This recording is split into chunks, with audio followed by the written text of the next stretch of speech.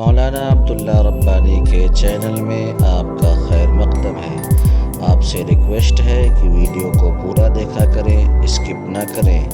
Video اچھی لگے تو لائک کریں، شیئر کریں، کامنٹس کریں اور چینل کو سبسکرائب کریں۔ السلام علیکم ورحمۃ اللہ وبرکاتہ۔ الحمدللہ وکفی وسلام علی عبادہ الذین اصطفی، اما بعد، اعوذ باللہ من الشیطان الرجیم، بسم اللہ الرحمن الرحیم۔ وَإِن تَعُدُّوا نِعْمَةَ اللَّهِ لَا تُحْصُوهَا صدق اللہ العظیم۔ اللہم صل علی محمد وعلی آل محمد كما صليت على إبراهيم وعلى آل إبراهيم إنك حميد مجيد، اللهم بارك على محمد وعلى آل محمد كما باركت على إبراهيم وعلى آل إبراهيم إنك حميد مجيد۔ محترم بزرگ اور دوستو، بات شروع کرنے سے پہلے اللہ رب العزت سے دعا کریں کہ اللہ رب العزت میری زبان سے ایسی بات نکلوائے جو ہم تمام مسلمانوں کے لیے نجات کا ذریعہ بنے۔ ساتھ ہی ساتھ یہ نیت اور ارادہ کرے کہ جو بھی بات کہی جائے گی اس کو عمل کے نیت سے سنیں گے اور عمل کریں گے۔ میرے پیارے بزرگ اور دوستو، ابھی میں نے جو آیت کا ایک ٹکڑا تلاوت فرمایا ہے، اللہ تبارک و تعالی نے ہمیں احساس دلایا ہے کہ میں نے تمہیں بے پناہ نعمتوں سے نوازا ہے۔ اگر تم اس کا شمار کرنا چاہو، گننا چاہو، تو اللہ تبارک و تعالیٰ خود فرما رہے ہیں کہ میں آپ گن نہیں سکتے ہو میری نعمتوں کو۔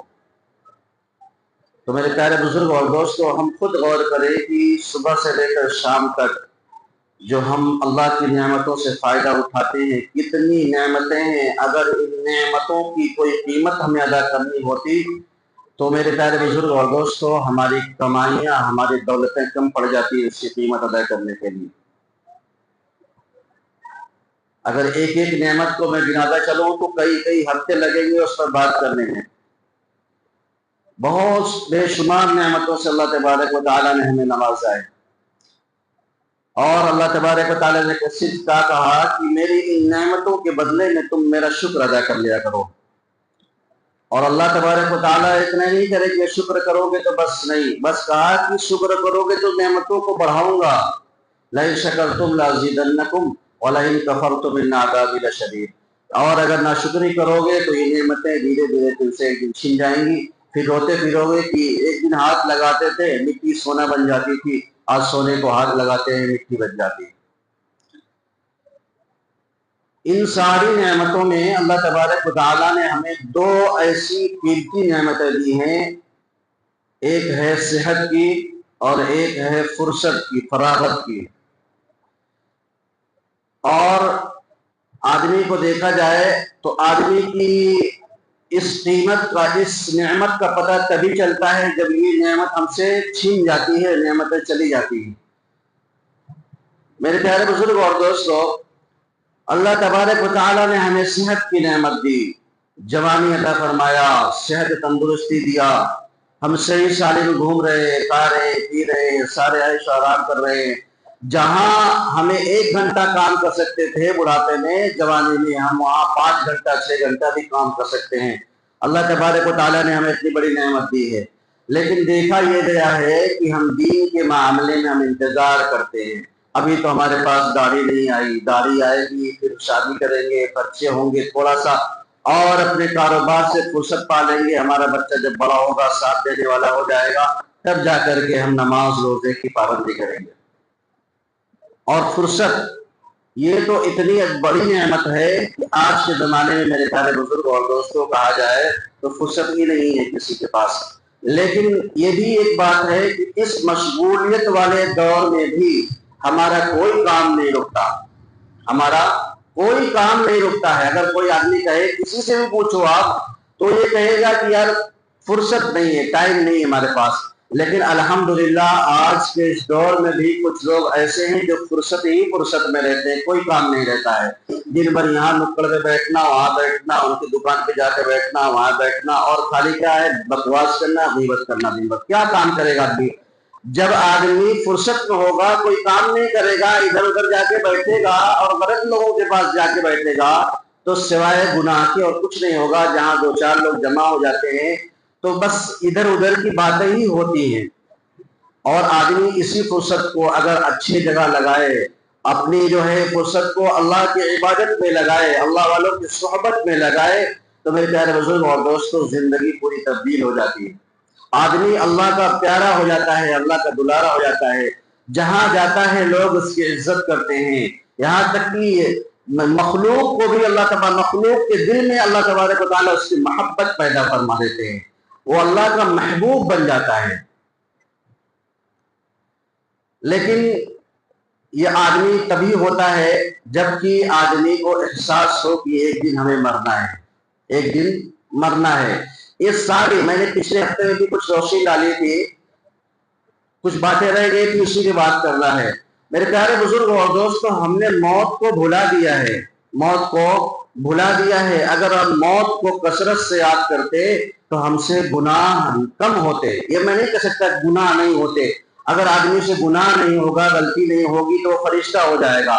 غلطی ہو جانا یہ بہت زیادہ نہیں ہے کہ افسوس والی بات کہ مجھ سے غلطی ہو گئی۔ غلطی پر شرمندہ نہ ہونا، غلطی پر ندامت نہ ہونا، غلطی پر اللہ تبارک و تعالیٰ سے توبہ استغفار نہ کرنا، یہ افسوس کی بات ہے، یہ خطرے والی غلطی ہے۔ اگر ہم سے گناہ ہو جا رہا ہے، گناہ ہونے کے بعد ہمیں اللہ تبارک و تعالیٰ توبہ کی توفیق نہیں دے رہے ہیں، تو پھر یہ گھنٹے خطرے کی گھنٹی بج رہی ہے کہ ہمارا ایمان اتنا کمزور ہو چکا ہے کہ ہمیں یہ احساس تک نہیں ہو رہا ہے کہ ہم نے گناہ کیا ہے، ہم نے غلطی کی ہے۔ میرے پیارے بزرگ اور دوستو، حدیث پاک میں آتا ہے موت سے پہلے مرو، موتو قبل ان تموتو۔ یہ بہت عجیب بات ہے کہ موت سے پہلے کیا مرنا ہے۔ موت سے پہلے مرنے کا مطلب یہ ہے کہ اللہ تبارک و تعالیٰ نے ہمیں اس دنیا میں اس آخرت کی تیاری کے لیے بھیجا ہے۔ ہر آدمی جانتا ہے کہ ایک دن مرنا ہے، ایک دن مرنا ہے، آخر موت ہے، کر لے جو کرنا ہے، آخر موت ہے۔ ٹھیک ہے، پھر سو ہوا کو چھوڑ دیا، مت دیس بدیس کلے مارا، فضات اجل کا لوٹے ہے، دن رات بجا کر نقارا، کیا بدیا بھیسا بیل شکر، کیا گونی پلہ سر بھارا، سب ٹھاٹ پڑا رہ جاوے گا، جب لات چلے گا بنجارا۔ جب موت آئے گی تو ایک سیکنڈ کی، ایک منٹ نہیں، ایک سیکنڈ کی بھی فرصت نہیں دے گی۔ موت کس کی کب آئے گی یہ بھی پتا نہیں۔ ہر آدمی جانتا ہے موت آئے گی، لیکن کب آئے گی یہ پتا نہیں ہے۔ اور عقل مند ہوشیار شخص وہ ہے جو موت سے پہلے موت کی تیاری کر لے۔ جو میں نے جملہ کہا حدیث میں آیا ہے کہ موت سے پہلے موت کی تیاری کیا ہے، موت سے پہلے مرنا کیا ہے، یعنی اللہ تبارک و تعالیٰ نے ہمیں جو یہ نعمت دی ہے، صحت کی، تندرستی کی اور آخرت کی تیاری کے لیے جو زندگی دی ہے، تو اس جو ہم سے گناہ ہو رہے ہیں، جو غلطیاں ہو رہی ہیں، ہم اس میں اللہ تبارک و تعالیٰ سے توبہ کر لیں اور زیادہ سے زیادہ عبادتیں کریں، اللہ تبارک و تعالیٰ کا زیادہ سے زیادہ استحضار کریں، اللہ تبارک و تعالیٰ کی بڑائی بیان کریں۔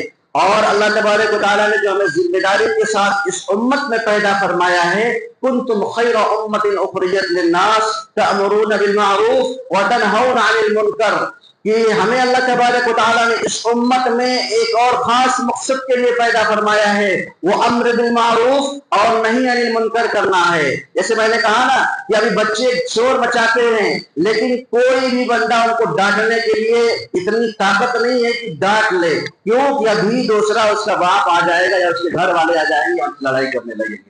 تو میرے پیارے بزرگوں اور دوستوں، یہ ایمان کا ایمان کی ایک لیول بتائی گئی ہے۔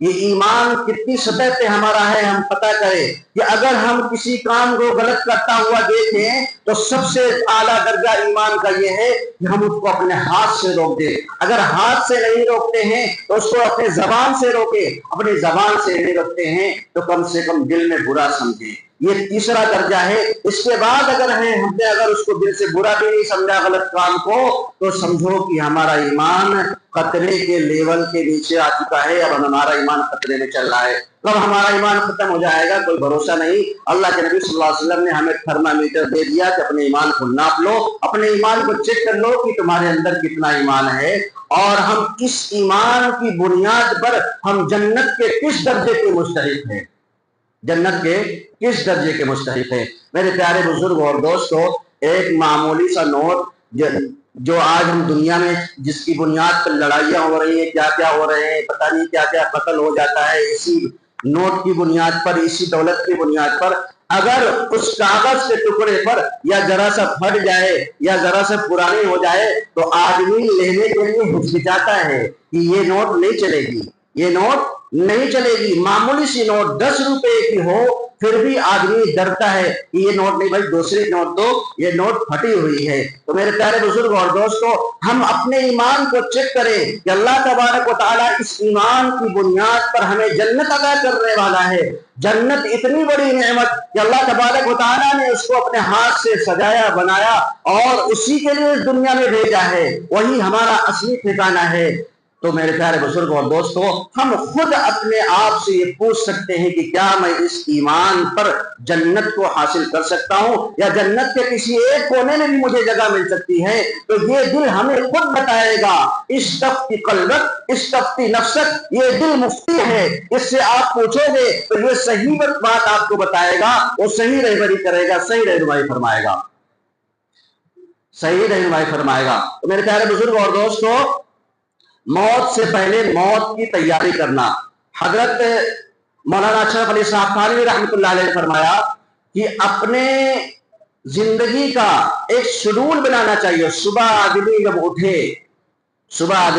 جب اٹھے تو یہ طے کرے، صبح میں اپنے آپ سے، اپنے نفس سے یہ طے کرے کہ میں جو ہے آج انشاءاللہ کوئی گناہ کا کام نہیں کروں گا۔ یہ طے کرے، اپنے آپ سے یہ معاہدہ لے اپنے دل سے کہ آج انشاءاللہ میں کوئی غلط کام نہیں کروں گا، اور اس کے بعد اللہ تبارک و تعالیٰ سے دعائیں بھی مانگے کہ اے اللہ، میں نے معاہدہ کر لیا لیکن اس پر عمل کرنا یہ آپ ہی کی قدرت سے ہوگا، آپ چاہیں گے تو ہوگا۔ اے اللہ، آپ نے مجھے اختیار دیا نیت کرنے کا، میں نے نیت کیا ہے، اب اس پر عمل کرنا، اس کو پورا کرنا، اے اللہ اس کو پورا کرنے کے لیے مجھے ہمت دے، طاقت دے، کیونکہ شیطان کھلا ہوا دشمن ہے، آپ کا بھی دشمن ہے، میرا بھی دشمن ہے، اور یہ ایسا دشمن ہے کہ مجھے دکھائی نہیں دیتا، یہ دن بھر مجھے بہکانے میں لگا رہے گا۔ اے اللہ، آپ اس سے زیادہ طاقتور ہیں، آپ کا بھی دشمن ہے، اے اللہ اپنے دشمن سے اور میرے دشمن سے مجھے بچا لیجیے۔ تو میرے پیارے بزرگ اور دوستو، جب اللہ کی توفیق آ جائے گی، اگر ہم نیت کر کے صبح اپنے کام پر، اپنے کاروبار میں، اپنی مشغولیت پہ نکل جائیں گے، تو پھر اللہ تبارک و تعالی ہماری مدد فرمائیں گے۔ ہم کوئی غلط کام کرنے جائیں گے تو اللہ تبارک و تعالی ہماری حفاظت فرمائیں گے، اور جب ہم کوئی کام کرنے جائیں تو وہاں پر سب سے پہلے تھوڑی دیر کے لیے، چند سیکنڈ کے لیے رکیں اور محاسبہ کریں، اپنے آپ کو سوچیں کہ میں یہ کام کرنے جا رہا ہوں تو یہ کام شریعت میں صحیح ہے یا نہیں ہے۔ اگر ہم نے اس طریقے کا اپنا ایک شیڈول بنا لیا تو میرے پیارے بزرگ اور دوستو، ہمارے گناہ ختم ہو جائیں گے، ہم سے گناہ والے کام نہیں ہوں گے۔ اور پھر رات میں جب سونے جائے تو پھر دن بھر کا اپنے کام کا جائزہ لے، محاسبہ کرے کہ میں نے دن بھر کیا کام کیا آج۔ اگر اچھا کام کیا ہے، دن بھر کوئی غلط کام نہیں ہوا ہے، تو اللہ تبارک و تعالیٰ کا شکر ادا کرے، اللہ تبارک و تعالیٰ کا شکر ادا کرے۔ اور اگر کوئی غلطی ہوئی ہے تو توبہ استغفار کرے، اور اس کے بدلے میں اپنے آپ کو سزا کے طور پر کوئی ایسی عبادت لگائے جس سے جو ہے بدن کو بھاری لگے، بدن کو چوٹ لگے، نفس کو چوٹ لگے۔ اس کے لیے کہا کہ کم از کم 8 رکعت نماز ضرور پڑھ کر کے سوئے، اگر ہم سے دن میں کوئی غلطی ہو گئی ہے، کوئی گناہ ہو گیا ہے۔ کیونکہ میرے پیارے بزرگ اور دوستو، جب علی گڑھ یونیورسٹی کا قیام ہوا تو وہاں طلبہ کی شرط تھی کہ یہاں پر جو پڑھے گا اس کے لیے نماز پڑھنا ضروری ہے، جو نماز نہیں پڑھے گا اس کو جرمانہ دینا پڑے گا، اور چند آنے کوئی جرمانہ کا لگا ہوا تھا۔ तो जो बच्चे मालदार थे वो धड़ल्ले से नमाज छोड़ दिया करते थे और महीने भर का इकट्ठे ले जा करके जुर्माने का पैसा जमा कर दिया करते थे। तो कहा गया कि जुर्माना भी ऐसा लगाओ कि ऐसा ना हो कि एकदम हल्का मालूम हो और ऐसा भी ना लगाओ कि बोझ मालूम हो, ताकि नफ्स बिदक जाए, आइंदा उसके करने पर आमादा ही ना हो। दरमियानी होना चाहिए, ज्यादा भी नहीं होना चाहिए, कम भी नहीं होना चाहिए। ऐसा हो कि उसको नफ्स बर्दाश्त कर ले और नफ्स को चोट भी लगे, ताकि आइंदा वो गलती करने पर वो डरे। तो ये काम करना चाहिए। मेरे प्यारे बुजुर्ग और दोस्तों, हजरत बहलूल रहमतुल्लाह अलैह बहुत बड़े अल्लाह वाले गुजरे हैं।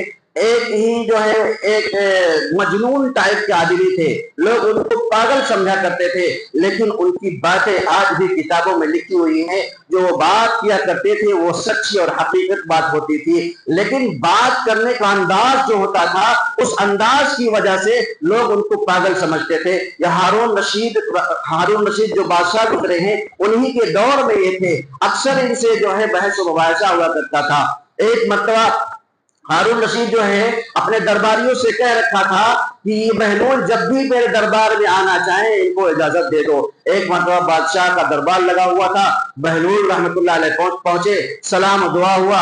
हजरत हारून रशीद रहमतुल्लाह अलैह के हाथ में एक छड़ी थी। उन्होंने कहा बहलूल से कि बहलूल ये छड़ी लो और आप उसको दे देना जो तुमसे ज्यादा बेवकूफ नजर आए, जो तुमसे ज्यादा बेवकूफ नजर आए। वो तो चुटकुले के तौर पर, मजाक उड़ाने के तौर पर कहे थे। हजरत बहलूल रहमतुल्लाह अलैह ने वो छड़ी ली और वापस चले गए।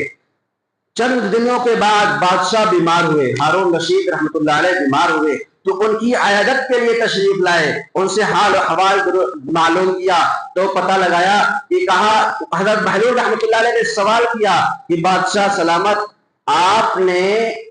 आपको क्या हो गया? कहा कि बस अब आखिरत का सफर है, आखिरत की तैयारी शुरू है, अब मेरी मौत आने वाली है। तो हजरत बहलूल रहमतुल्लाह अलैह ने सवाल किया कि आप इस सफर के लिए कितने खादिम आगे भेजे हैं, कितने अपने नौकरों को आगे भेजे हैं, ताकि इस सफर की जो तैयारी है, ये इस सफर की तैयारी को मुकम्मल करे। ये सफर कितने दिनों का है? कहा ये सफर तो हमेशा का है। तो फिर बहलूल रहमतुल्लाह अलैह ने कहा कि बादशाह सलामत, आप तो बहुत ज्यादा जो है इस सफर की तैयारी करके रखे होंगे, बहुत ज्यादा नौकर चाकर भेजे होंगे, ऐश इशरत के सामान वहां मुतय्यन किए होंगे, अच्छा सा खेमा लगा हुआ होगा और आपके पहुंचने से पहले आपके ऐश आराम का इंतजाम किया होगा। कहा कि बहलूल क्या पागलों वाली बात करते हो? तो कहा कि पागलों वाली बात है, ये पागलों वाली बात है। आप बताइए कि आप जब किसी सफर के लिए दुनिया में निकलते थे, चंद दिनों का सफर होता था और वहां पर जाकर चंद दिनों ही क़याम रहता था, लेकिन आप उस सफर की कितनी तैयारी करते थे? आप हजारों की तादाद में अपने नौकरों को आगे भेजते थे ताकि वो आपकी हिफाजत करे, कहीं एक कांटा आपको चुभने ना पाए, कहीं एक भी तकलीफ आपको ना पहुंचने पाए, और जहां पर आप रहेंगे वहां ऐश आराम का इंतजाम किया जाए, मसरत लगाए जाए, गद्दे लगाए जाए और आपके नौकर चाकर का इंतजाम किया जाए, आपकी सुबह से लेकर शाम तक जितनी जरूरियात है सबका इंतजाम किया जाए। ये मामूली सफर के लिए आप इतने ज्यादा जो है इंतजाम करते थे, जो हमेशा का सफर है आप उसके लिए कोई इंतजाम नहीं किए हैं, और आप मुझे कह रहे हैं पागल, ये छड़ी आप लीजिए, मुझसे ज्यादा तो आप ही पागल नजर आ रहे हैं।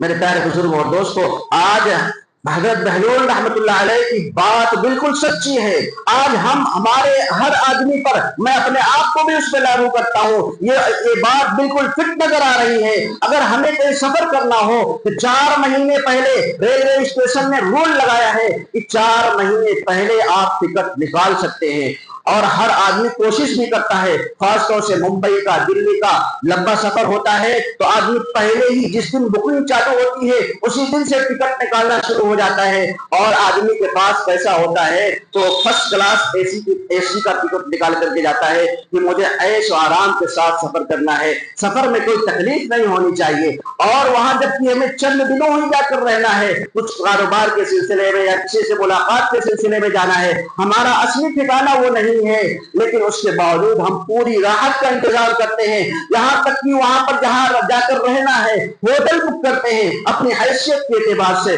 अपने औकात के एतबार, अपने औकात के हिसाब से आदमी जिस लेवल का होता है उसी लेवल का होटल बुक करता है। कोई 5 स्टार, कोई 6, कोई 7, जो 3 स्टार, जो जिस लेवल का होता है उस लेवल का होटल बुक करता है। क्यों? क्योंकि हमें जो ये सफर, हमारा जो सफर है, हमें तकलीफ ना हो। लेकिन मेरे प्यारे बुजुर्ग और दोस्तों, हमारा जो आखिरत का सफर है, इस सफर की तैयारी के लिए अल्लाह तबारक व तआला ने हमें यहाँ दुनिया में भेजा है। हम उस सफर की तैयारी के लिए क्या किए हैं? कब्रिस्तान आपने देखा होगा कि जब खोदी जाती है, आज थोड़ा माफ करना, वक्त ज्यादा हो जाएगा क्योंकि बहुत कीमती है मेरे प्यारे बुजुर्गों और दोस्तों। आज हमारा जो है हाल बिल्कुल, आज हम अपनी मौत से बिल्कुल गाफिल हो गए हैं। यहाँ तक कि हमारे बुजुर्ग बाप है, उन्हीं बुजुर्ग बाप के कंधे पर नौजवान बेटे की लाश जा रही है, नौजवान बेटे का जनाजा जा रहे हैं। लेकिन मेरे प्यारे बुजुर्गों और दोस्तों, जिंदगी में जर्रा बराबर भी तब्दीलियां नहीं आ रही हैं। हमारी जैसे जिंदगी गुजर रही थी उसी तरीके से जिंदगी गुजर रही है। मुझे अगर कोई कहे तो मैं खुल करके कहता हूं, अगर बगल में जनाजा हुआ लेकिन फजर की नमाज छोड़ करके सोए हुए हैं। मेरे प्यारे बुजुर्गों और दोस्तों, हम क्या सबक सीखेंगे? अल्लाह तबारक व तआला के सामने क्या हम दिखाएंगे? अफसोस है हमारी जिंदगी पर, अभी भी वक्त है, सुधर जाओ मुसलमानों, वरना मेरे प्यारे बुजुर्गों और दोस्तों, अल्लाह तबारक व तआला ने सिस्टम बनाया है, हम अल्लाह तबारक व तआला से मुकाबला नहीं कर सकते हैं। हम अल्लाह तबारक व तआला का कुछ नहीं बिगड़ेगा, हमारा ही सारा अमाल खराब होगा।